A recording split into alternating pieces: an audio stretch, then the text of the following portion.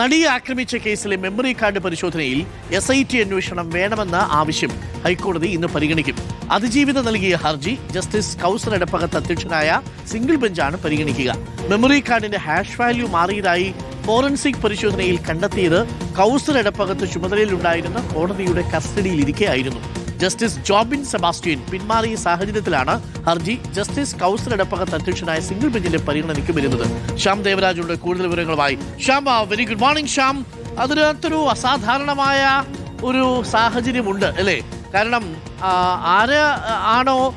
ആരുടെ കോടതിയിലാണോ ഇത് പരിശോധിക്കപ്പെട്ടത്, അദ്ദേഹത്തിന്റെ മുൻപിൽ തന്നെ ആ കേസ് പരിഗണനയ്ക്ക് വരുന്നു എന്നുള്ളത് അല്പം ആശങ്കയുണ്ടാക്കുന്നൊരു കാര്യമാണ്.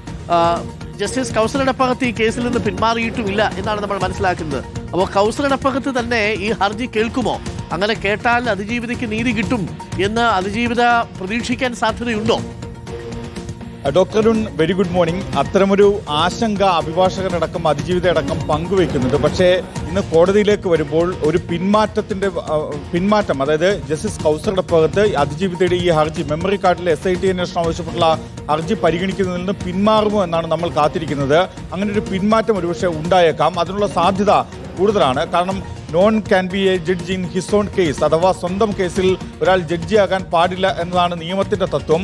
അതുകൊണ്ട് തന്നെ ഈ പ്രത്യേകിച്ചും ജസ്റ്റിസ് കൗസർ എടപ്പകത്തിന്റെ ബെഞ്ചിലേക്ക് ഈ കേസ് വരരുത് എന്ന് അതിജീവിതയുടെ അഭിഭാഷകരും ആഗ്രഹിക്കുന്ന ഏറ്റവും പ്രധാനപ്പെട്ട കാരണം, നേരത്തെ ഈ കേസിലെ കൊച്ചിയിൽ നടിയെ ആക്രമിച്ച കേസിലെ ഏറ്റവും സുപ്രധാനമായ തെളിവാണ് മെമ്മറി കാർഡ്. മെമ്മറി കാർഡ് 3 തവണയാണ് കോടതിയുടെ കസ്റ്റഡിയിലിരിക്കെ പരിശോധിക്കപ്പെട്ടത്. അതിലൊന്ന് ഹാഷ് വാല്യൂ മാറിയത് ജസ്റ്റിസ് കൗസർ എടപ്പകത്ത് എറണാകുളം പ്രിൻസിപ്പൽ സെഷൻസ് ജഡ്ജിയായിരിക്കെ അദ്ദേഹത്തിന്റെ ചുമതലയിലുണ്ടായിരുന്ന കോടതിയിൽ നിന്നാണ് ഒരു തവണ ഹാഷ് വാല്യൂ മാറുന്നത്. അത് ഒരു ആരോപണത്തിനുള്ള അല്ലെങ്കിൽ ഒരു ആശങ്കയുടെ കാരണമാണ്. ഇത് എന്തുകൊണ്ടാണ് കഴിഞ്ഞ ദിവസമാണ് ജസ്റ്റിസ് ജോബിൻ സെബാസ്റ്റ്യൻ ഈ കേസ് പരിഗണിക്കുന്നതിൽ നിന്ന് പിന്മാറിയത്. ആ പിന്മാറുന്നതിന്റെ സാഹചര്യം നമുക്കറിയാം. കാരണം നേരത്തെ അതിജീവിത ഇക്കാര്യത്തിൽ ഒരു പരാതി നൽകിയിരുന്നു. അത് ജസ്റ്റിസ് ജോബിൻ സെബാസ്റ്റ്യൻ ഹൈക്കോടതിയുടെ ഭരണനിർവഹണ വിഭാഗത്തിന്റെ ഭാഗമായിരിക്കെയാണ് ഈ പരാതി ലഭിച്ചത്. അതുകൊണ്ട് തന്നെ അദ്ദേഹത്തിനും ഈ കേസ് പരിഗണിക്കാനാവില്ല. അതുകൊണ്ട് അദ്ദേഹം പിന്മാറുന്നു. തൊട്ടു പിന്നാലെ മറ്റൊരു ബെഞ്ചിലേക്ക് വരുന്നു. അത് എന്തുകൊണ്ട് ഈ ബെഞ്ചിലേക്ക് തന്നെ വന്നു എന്നത് ഒരു ചോദ്യമാണ്. രണ്ടാമത്തേത്, ഇന്ന് ഈ കേസിൽ നിന്ന് ഈ ജഡ്ജി ജസ്റ്റിസ് കൗസർ എടപ്പകത്ത് പിന്മാറുമോ എന്നതാണ്. അതിജീവിതയുടെ അഭിഭാഷകരും പ്രതീക്ഷിക്കുന്നത് ഇന്ന് ഈ കേസിൽ നിന്ന് പിന്മാറുമെന്ന് തന്നെയാണ് പ്രതീക്ഷിക്കുകയും ചെയ്യുന്നത്. മെമ്മറി കാർഡ് പരിശോധിക്കപ്പെട്ടതിൽ SITയുടെ അന്വേഷണമാണ് ഹൈക്കോടതി ആവശ്യപ്പെട്ടിരിക്കുന്നത്. തീർച്ചയായിട്ടും ശ്യാം, പ്രിയപ്പെട്ട പ്രേക്ഷകരെ, ശരിക്കും പറഞ്ഞാൽ ആ കേസിന്റെ ഡീറ്റെയിലിംഗിലേക്ക് പോയാൽ നമ്മൾ ഞെട്ടും. നമ്മൾ ഒട്ടും പ്രതീക്ഷിക്കാത്ത സ്ഥലങ്ങളിൽ നിന്നാണ് അതിജീവിതയുടെ സ്വകാര്യ ദൃശ്യങ്ങളടങ്ങി മെമ്മറി കാർഡ് പരിശോധിക്കപ്പെട്ടിരിക്കുന്നത്. അതും അർദ്ധരാത്രിയിൽ, അതും ചില ആളുകളുടെ മാത്രം സാന്നിധ്യത്തിലൊക്കെയാണ് അത് തുറന്ന് പരിശോധിക്കപ്പെട്ടിരിക്കുന്നത്. ഒരു കാരണവശാലും അങ്ങനെ തുറന്ന ആ ഘട്ടങ്ങളിൽ പരിശോധിക്കപ്പെടാൻ പാടുള്ളതല്ല. അതും ഒരു സ്വകാര്യ ഉപയോഗത്തിന് എന്ന മട്ടിലാണ് അത് തുറന്ന് പരിശോധിക്കപ്പെട്ടിരിക്കുന്നത് എന്നുള്ളതാണ് അതിജീവിതയുടെ ആശങ്ക ഇരട്ടിയാക്കുന്നത്. ആ കേസിൽ കൗസർ എടപ്പകത്ത് അതിൽ നിന്ന് പിന്മാറും എന്നുള്ളതാണ് അതിജീവിതയും കണക്കാക്കുന്നത്. നീതി നിറവേറ്റിയാൽ മാത്രം പോരാ, നീതി നിറവേറ്റിയെന്ന് ബോധ്യപ്പെടുത്താനുള്ള ഉത്തരവാദിത്വം കൂടിയുണ്ട് എന്നത് നമ്മൾ അധികാരികളെ ഓർമ്മപ്പെടുത്തുന്നു.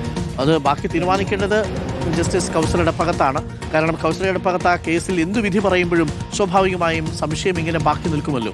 അത് കൗസർ എടപ്പകത്തിൻ്റെ പേരിലല്ല, കൗസർ എടപ്പകത്തിന്റെ ചുമതലയിലുണ്ടായിരുന്ന കോടതിയുടെ മുന്നിൽ ഇങ്ങനെയൊരു ആരോപണം വരുമ്പോൾ സ്വാഭാവികമായിട്ടും ഒരു സംശയം ഉണ്ടാവും. അപ്പോൾ അതിൽ നിന്ന് സാധാരണ അങ്ങനെ ആരോപണം അല്ലെങ്കിൽ സംശയത്തിൻ്റെ നിഴലുകൾ ഉണ്ടെങ്കിൽ ഏതെങ്കിലും ഘട്ടത്തിൽ അതിൽ നിന്ന് പിന്മാറുന്നതാണ് നല്ലത് എന്നുള്ളതാണ്. അതെന്തായാലും അതിജീവിതയുടെ അഭിഭാഷകനും അതിജീവിതയും അങ്ങനെ പ്രതീക്ഷിക്കുന്നുണ്ട്. കാത്തിരുന്നറിയാം. സാങ്കേതികമായോ നിയമപരമായോ ജസ്റ്റിസ് കൗസർ എടപ്പകത്തിന് ഈ കേസ് കേൾക്കുന്നതിന് തടസ്സമില്ല. പക്ഷേ ധാർമ്മികമായി ആ കേസ് കേൾക്കുമ്പോൾ ഒരു അസാധാരണമായ സാഹചര്യം ഉണ്ടാകും.